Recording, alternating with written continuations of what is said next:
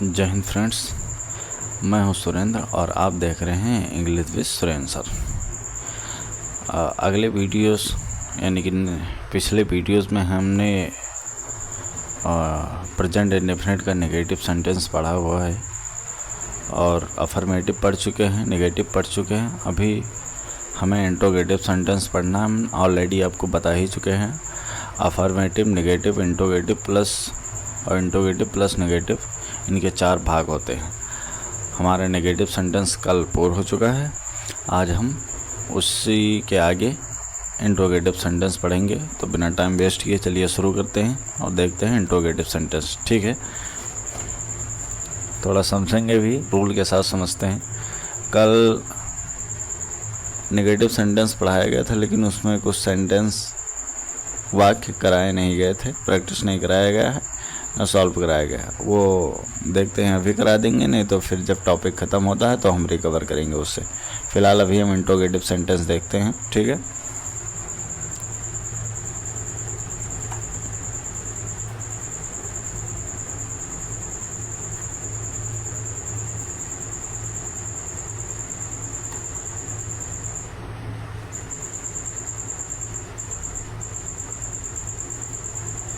Interrogative sentence.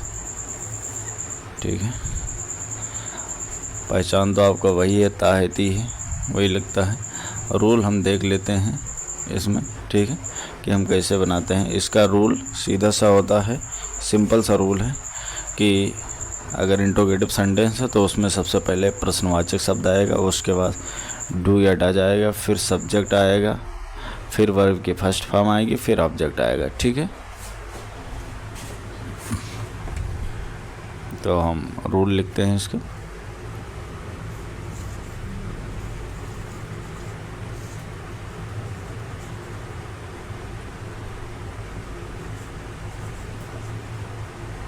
प्रश्नवाचक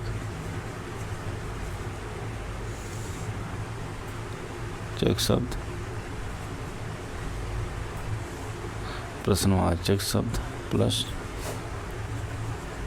do या फिर डज प्लस सब्जेक्ट प्लस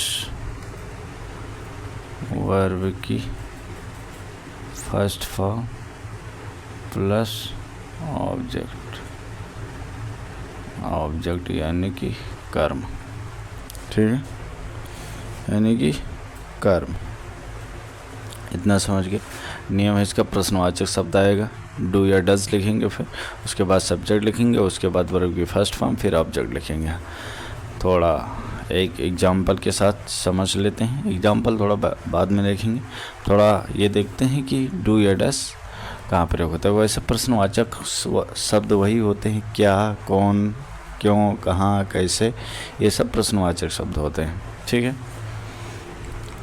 अब हम सीधे देखते हैं, कुछ विशेष करके नोट लिख लेंगे। ठीक है,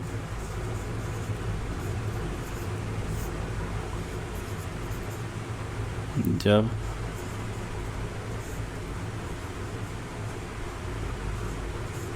कर्ता एक वचन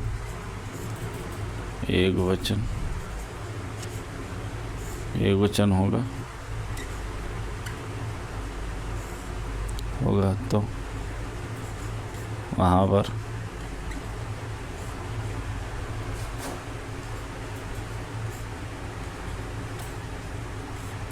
हम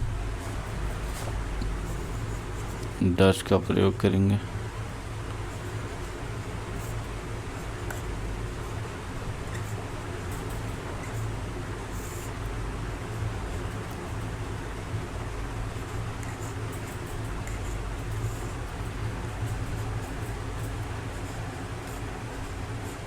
और जब कर्ता बहुवचन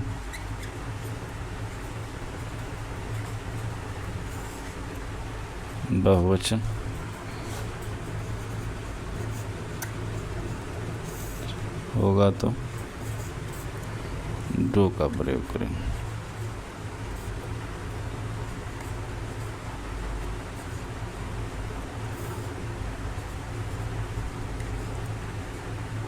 ये कुछ शॉर्ट भाषा में हम आपको समझा दिए हैं।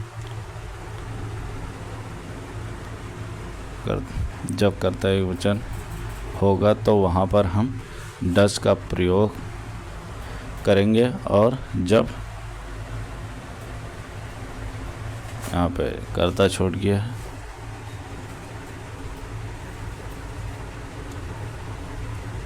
और जब कर्ता बहुवचन,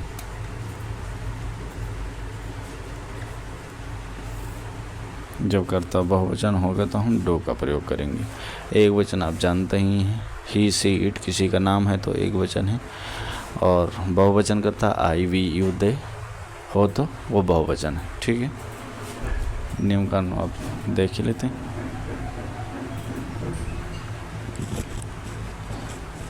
कुछ एग्जांपल्स के साथ समझते हैं, एक दो एग्जांपल्स देख लेते हैं, थोड़ा प्रैक्टिस करेंगे तो समझ में। देखते हैं कि कैसे बनाता है सेंटेंस।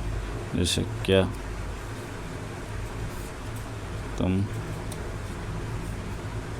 खाना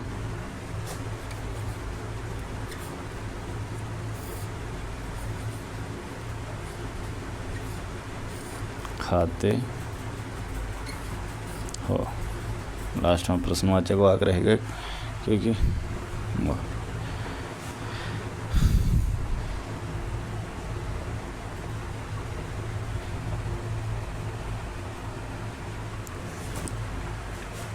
अगर प्रश्नवाचक शब्द दिया है तो हम प्रश्नवाचक शब्द पहले लिखेंगे, फिर डू लगाएंगे या डज लगाएंगे। ठीक है, इसमें भी इसमें प्रश्नवाचक कुछ दिया नहीं, शुरुआत में ही क्या दिया है, क्या तुम खाना खाते हो, तो हम उसी प्रकार बनाते हैं। ठीक है, पहले ही लिखेंगे यहाँ से डू या डज, तो ये यू के साथ क्या आ जाएगा, डू, फिर आ जाएगा आपका कर्ता, आ जाएगा सब्जेक्ट आ गया, फिर वर्ब की फर्स्ट टाइम। वर्ब क्या है आपका, खाते हो, खाना, ईट, ईट द फूड। ठीक है, ये होगा do you eat the food. ठीक है,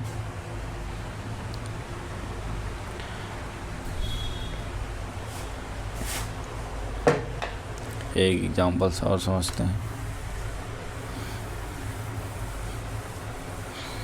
प्रश्नवाचक वाक्य का एक एग्जांपल समझ लेते हैं। जैसे वह घर क्यों जाते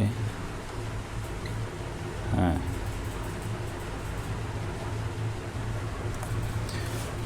क्यों आ गया बीच में। ठीक है, ये प्रश्नवाचक वाक्य हो गया।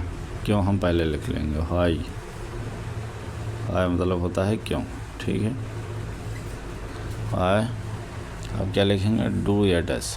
डू या डज कैसे लिखेंगे, जब कर्ता एक वचन होगा तो डज लिखेंगे, बहुवचन होगा तो डू लिखेंगे। कर्ता यहाँ ऑलरेडी बहुवचन है तो हम क्या लिखेंगे, डज अरे डू लगाएंगे। ठीक है, डू। वो एक इंग्लिश क्या होती है, दे घर क्यों जाते हैं, तो जाना की इंग्लिश क्या हो गया आपका, गो टू हाउस। ठीक है, ये कुछ सिंपल सा तरीका है, और देख लेते हैं। ठीक है, एक रामू खाना कब पकाता है।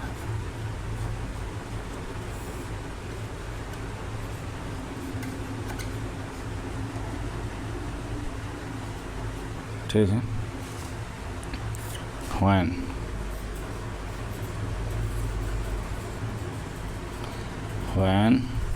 does रामू एक वचन है तो when does Ramu cook means होता है पकाना, क्या पकाता है, द फूड खाना। क्या आ गया, when does Ramu cook the food, Ramu खाना कब पकाता है। ठीक है, और भी एक दो एग्जाम्पल से देखें तो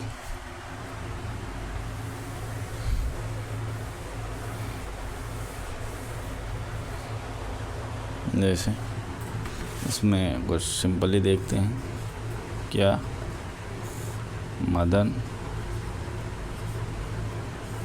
मैदान में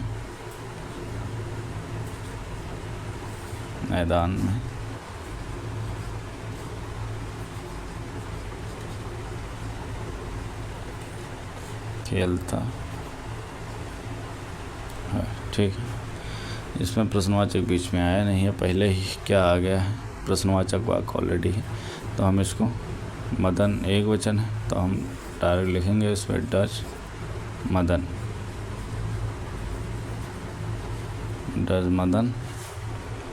प्ले, खेलना की इंग्लिश होती है प्ले इन द फील्ड या FIELD। ठीक है,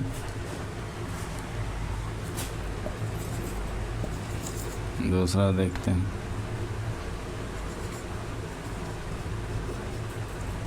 श्याम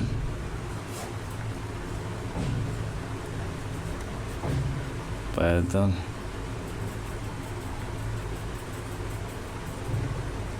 यात्रा, श्याम नहीं, थोड़ा प्रश्नवाचक वाक्य को ना लिखेंगे अभी, क्या श्याम घर पैदल जाता है।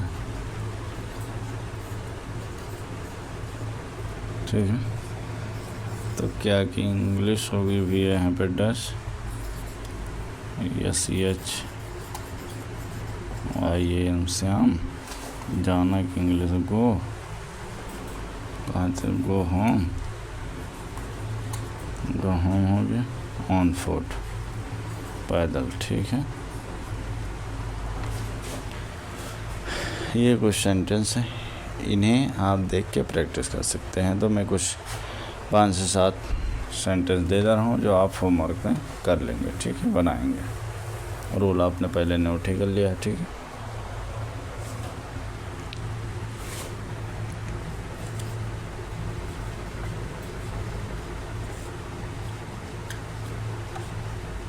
क्या तुम खाना खाते हो?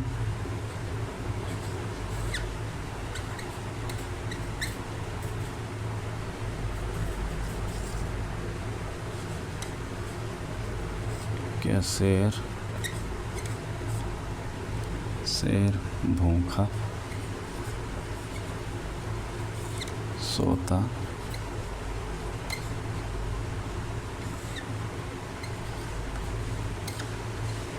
सोता है?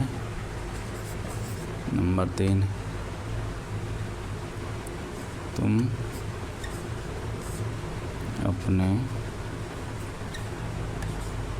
घर कब जाते हो?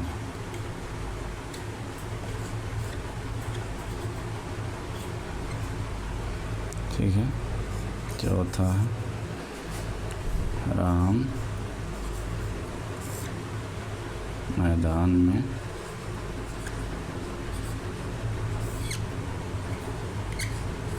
कब दौड़ता है?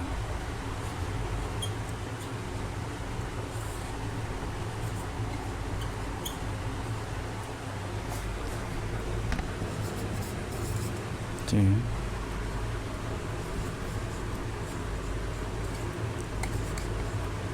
सतीश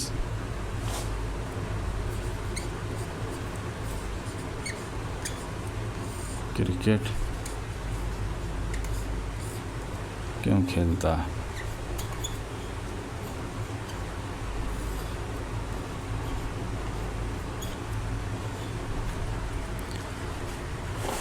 ठीक है, ये कुछ 5 सेंटेंस हैं, इन्हें आप प्रैक्टिस करिएगा, प्रैक्टिस में बनाइएगा, देखिएगा, उसके बाद देखते हैं, मिला लीजिएगा या फिर कमेंट्स में पूछ लीजिएगा अगर सेंटेंस करेक्ट करना होगा तो। ठीक है, तो आज का टॉपिक यहीं ख़त्म करते हैं। ठीक है, आज के लिए बस इतना ही।